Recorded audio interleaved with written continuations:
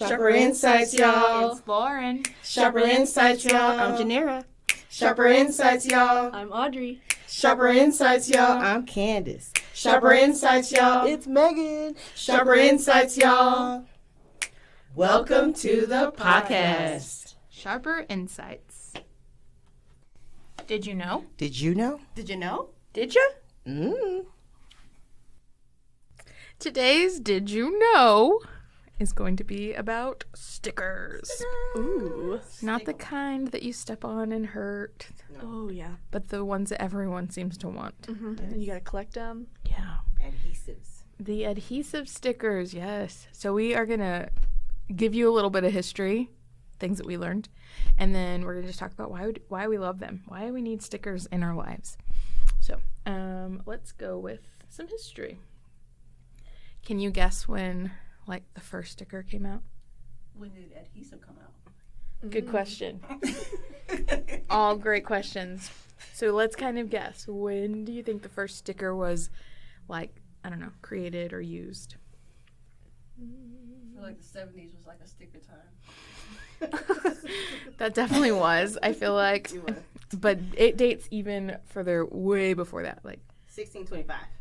dang. 16. I don't even The know. 1600s? I don't know. I just said Let's a just number. talk about. Technically, she's right. Yeah? Because, like, the first quote-unquote sticker was found in Egypt when they used papyrus paper and they would put designs on their walls. That's a loose interpretation, but that could be a sticker. Yeah. Yeah, this one says like the 1700s, but yeah. Yeah, so I think the very first modern day sticker as we know it was, I guess, created in like around 1935 by the man Stan Avery. They called him the Sticker Man. Guy. That's exactly right. Wait. He was the first modern creator of the sticker, and yes, that's where the labels come from. That Avery labels. Avery labels. Yeah, so it's all coming together, right? Wow. It is crazy. But I think yeah, same. When I was looking at this, I was like, man, how did I not put that together? But I think the first original sticker was actually like was a postage stamp. Yes, Yeah. yes. In, what was that, 1839 or something? Yeah, in, of course, London. So, Of course. and then it just became a progression. So then the Avery label guy decided, I'm going to make these labels. And all right, so then we can talk about the rise of the stickers. So you weren't wrong when you talked about like the 1970s was like a sticker time. But if we go back a little bit further into like the 40s and 50s, that is about when screen printing was created, and they created like sticker products for companies and bumper stickers. But yeah, so kind of going into that progression of the rise of the sticker, you have like your political stickers, your bumper stickers, my student was an honor roll student. I don't know.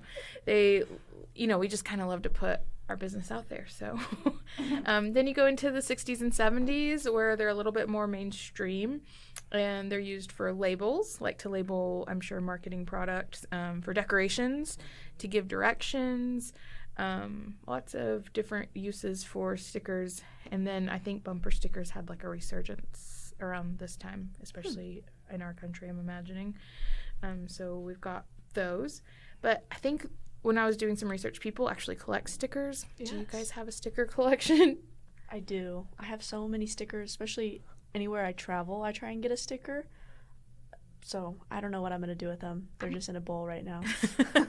I have that same problem. I have mine in a drawer, and I thought about like collecting stickers for everywhere we go to stick on a suitcase, kind of like back in the Yes. day. But then as like I've gone through several like suitcases, so I'm like, I don't know, is that the best use of a sticker? Exactly. So it's really hard. Mhm. But we, as a staff, like in our suite, we carry a bunch of stickers to give away as freebies, and they're always a hit, especially when we first get our stock. All right, so if we want to go into the current life of stickers, you've seen the like metallic ones. What do they call those? Holographic? Holographic stickers, which are kind of cool. They have puffy stickers, 3D stickers, Oh, yeah. which are pretty neat. And then I think I talked about the waterproof ones. Scratch and snap. Oh, definitely scratch and Think of snap. that. When you were kids, did you love getting those on your papers? Mm-hmm. Yeah. So then we think about like futuristic stickers that we currently use. There's videos, GIFs, or GIFs. Oh, yeah. How do you say that? I think I say gifts. I say GIFs. I think it's GIFs, Really? She says it's GIFs. but don't quote me. And then, so when you're using Snapchat or Instagram and you're posting a story or some kind of post, you could always add stickers. They have the digital stickers. So Yeah. that's always fun. Sometimes, like, my friends will put the new post alert and, like, we'll put it on their story. So you have to, like, click around it to see what they posted. Yeah. So it's kind of like clickbait in a way. Yeah, it is. And then they use it to like hide the post. Yeah. I do like Y'all that. fall for Yes, every time. it? Depending on who it is, yes. I'm Me a too. sucker. The sticker man, Stan Avery, would be so proud of how his one invention blew up, and we use it for so many things, marketing, fun, just to kind of express ourselves. Exactly. If y'all have a really good spot that you're putting your stickers, come let us know because I need to figure out what I'm going to do with my stickers. So All right, well, you learned a little bit about stickers. thanks for sticking with us. Today's lesson with LAP, we will be discussing how to handle stress and handle frustrations. We all get there at some point, right? All the time. All the time. And there's lots to be frustrated about, lots to be stressed about, especially now here at the end of the semester. But maybe by the time you listen to this, you'll be long gone back home enjoying your summer. Yes. And then there'll be new stresses. So, what are some ways that we manage our stress or our frustrations? I may start with avoiding it. It's not healthy. But I may start avoiding it, then come to my senses on how this is not helping at all. So I'll write stuff down. I'll breathe, take a walk outside, talk to people that can level my brain because maybe I'm overstressing for no reason a lot of times. But yeah, that's a few things. I like that you started with avoiding. I do that myself whenever it's like really stressful or I'm really frustrated. And then I've heard students say the same thing, like, oh, I just want to go to bed. I just want to go and take a nap. And they have like a whole long list of to-dos. And so, yes, it's really easy to do that. I think that's kind of the easy out. And then when you wake up, are you less stressed or are you more stressed? More. Probably more, yeah, because our to-do list didn't go away. We just not wasted, but we just like didn't use our time wisely. So And if you need the nap, you need the nap. But avoiding never solves it. It's still there. So you can't avoid it forever. You have to talk about it, address it, and then maybe think through what am I feeling versus what am I thinking? What is the fact? What is the feeling? Sort those through and then focus on the facts. Let the feelings go. I acknowledge I'm upset. I acknowledge why I'm upset. But I probably shouldn't be upset because of XYZ. Then move on. Solve the problem. really good point. We were just talking earlier before we hit record about how we manage, and something that I said that I actually have to physically do is sit in my feelings before I can move forward, because I have to know that it is okay to be angry. It is okay to be frustrated. And now what do I do with it? Because if I just react out of anger or frustration, it's not going to be pretty and it's not good. And so I've learned over time, like Candace said, acknowledge it, sit in it. And I always like to make a plan. So for me, it's writing things down on a to-do list, figuring out what's my priority, like what can I do now, what can wait for later.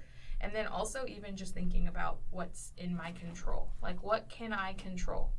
If I can control getting that done, then I'm going to do that. If that's out of my control, I have to learn how to let that go. Not the easiest, but it does help. So Let it go. Exactly. I'm currently reading a book with some of my students, The Subtle Art of Not Giving an F, but it's a big word. And what they talk about in chapter 1 is only giving an F about what is immediate and true and most important to, like, the biggest parts of your life. So we've been talking about, like, whether that's your sport and school, your friends and family. You can have others as well, but if it falls out of those categories, just brush, like they said, sit in it, acknowledge it, but it doesn't have to be everything you dwell on. So what are some fun ways that you can maybe de-stress or work through your frustration? What are some fun things you do? I love to put on some good music. It really does depend on the moment. I listen to all genres. And so if I'm needing some like hard rock or some like screamo emo, like I'll put it on. And if I'm in my feelings a little bit, I'll put on some like indie, like Drake. folk music. I don't think I ever find a song to help me be in my feelings. I'm usually trying to get out of the feelings. Yeah. So when people are like, I need the music to feel, I'm like, no, don't feel nothing. I like a song for most of my moods. I agree. I like to talk to certain people. Yeah. Certain people make like the right person can make me laugh, and that helps me get out of the unnecessary feelings. Well, it's probably necessary, but the feelings I don't want, I can just laugh it out. I like to call people too and see their side of it, because sometimes I can get tunnel vision on whatever I'm talking about or upset about, that it's nice to see other people's perspectives and kind of get a breath of fresh air. Yeah, it's all about perspective for sure. So someone else getting to like chime in would be helpful. Also finding that person, right? So if you do not have a person to talk to, making sure you find some community. So there's lots of resources. Being an athlete, you've got sports psych. Sports psych offers like Headspace for meditation. I use that so much, and it's great for like sleeping. It's great for like quick moments in the office where I just need to breathe. But also there's free campus resources on campus, like through the Wellness Center. If you're also looking to talk to someone else, they have the Mind Spa. If you don't know what that is, look it up. It's so cool. They've got lots of cool features that you can do as a student. You just go and you can sign up online, or you can go and ask about it. They're very nice and helpful. Do any of y'all run, exercise, walk, lift? Yeah. Oh, okay. Yeah. I have my dog, so that's a good reason to get outside and walk in places that, hopefully can clear my brain. Yeah. Smell some air, touch some grass. Yeah. In my younger days, I would go for a run. I don't do that as often, but walks for sure. I live pretty close to a park, and it's just nice to like walk and be outside with nature. That is a good park you got over there. Yeah. Shout out to Miller Park. If you haven't seen it, go check It's it a out. great park. Who likes to deep dive on social media? Ooh, yeah. I do. But it's because I follow a lot of funny people. So my timeline is usually a comedy show broken up into reels. So I get to enjoy laughter, which is medicine. It is good for the soul. It's good for your heart rate. If you laugh hard enough, your heart rate's elevated. It's like a passive workout for your abs as well. If you laugh appropriately, don't do the laugh where you don't breathe. I don't recommend that. But, work out, laugh at the same time, and then let the stress melt away. But even though that laugh that you don't breathe, your abs are very, very tight. So Yeah, but I get headaches, so I don't need that. you need air to the brain. That's important. It's the oxygen to the brain part. Definitely need oxygen, guys. But a good laugh. I don't know if you guys have ever had like a really good laugh and then been like, man, I don't even know last time I did that. So that's a big sign. Like, laugh more. Find your people that make you laugh, or watch something really funny. I do have like my go-to episodes that I like to watch. I like Broad City. Don't judge me. But I have like 2 episodes on there that I will always gravitate to when I'm in like a really crummy mood. I do love that. I have a couple of shows like that. Yeah. Martin, Yes. classic. Yes. Living Single, another classic. And then, depending on my mood, there's Psych, there's Baby Daddy, or New Girl. Between the three, New Girl. I'm always laughing. I'm just doing what my mama wants me. That like second episode is so funny. Real tears in your eyes from laughing. It's like the best laughter. And cleaning. I know this is gonna sound really dumb, but that's great. That don't sound dumb at all. Candace was talking about how she follows like funny people on her Instagram. I follow a lot of DIYers and like organizers, and I can't do deep dives because then I start to feel like really mad at myself for wasting time and not doing those things. I'm like, I could be doing this in my own house, and so it is like when I Save.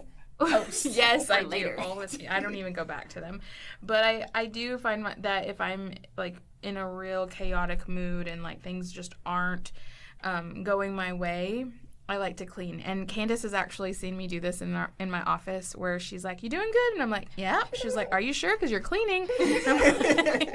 And she's called me out, but in a good way. She's like, "Do you need something to control?" And I'm like, maybe. And so when my office is clean, I might have had a cleaning moment. My living room is clean, like where I can sit down and enjoy TV. Like that's how I need all of that chaos to just go away. Yeah, I think we talked about that with the spring cleaning episode. Check it out. Yeah, lots of cool tips we could recycle here. So there was a book rec through this too. Oh, yes. So you guys picked that up. And I guess that's it. Is there anything else we want to add to this anger and frustration and stress management? Cheat code. If people are causing the stress, get rid of them. Walk away. They're not for you. Yeah. I was talking about the people who are chronic stress causers in your life. You don't have to always have them around. You can choose to go on, unread or silent mode, whatever you want to call it. Block. You could also block. The block button is a beautiful thing. Use it wisely. Sure phone. Also, don't be a lurker. Like, if you're going to block them, don't go lurk, because that's still creating some stress within yourselves, especially young people. If you are doing a breakup, like, let it go, okay? Cut it. Move it. Cut it. Yeah. Cut it. But for real, sometimes people don't recognize your capacity and they don't know where you are. So, one, you have to tell them if you can handle whatever they're bringing to you. And if you can't, be brave and say, "I can't handle this right now. I really need some space." Or if you find yourself getting super irritated or frustrated by people, maybe spend some time to check yourself and figure out why. Is it really them, or are you seeing a piece of yourself in them? And do you really need to do some self-work? A word. Yes. And I think that's super helpful when you can't avoid people. So like if we're all on teams here, right? Like we have to work with other people. We are around people all the time that we're forced to be around, and I shouldn't say forced, but like we get to be around. And then sometimes they're not always in their best mood or best light, and we're not always in our best mood and best light. So it is hard to always escape those people. So knowing ways to do that. So maybe going for a walk or having those hard conversations like Candace just said. So I think it is helpful to know your boundaries so that you can avoid Yes. in a healthy way. In a healthy way, that part. All right. Well, thanks for listening. If you guys have any tips, let us know in the comments or come and talk to us in the suite. But don't be stressed. And if you are, sit in it. And then if you're frustrated, sit in it and then find a way to get out of it. Well, that's it for today's episode. Thanks for listening. Everyone who participated in our podcast. Thanks to the library for letting us still use their space and not kicking us out. And that's it. So as usual, I hope you left here a little sharper.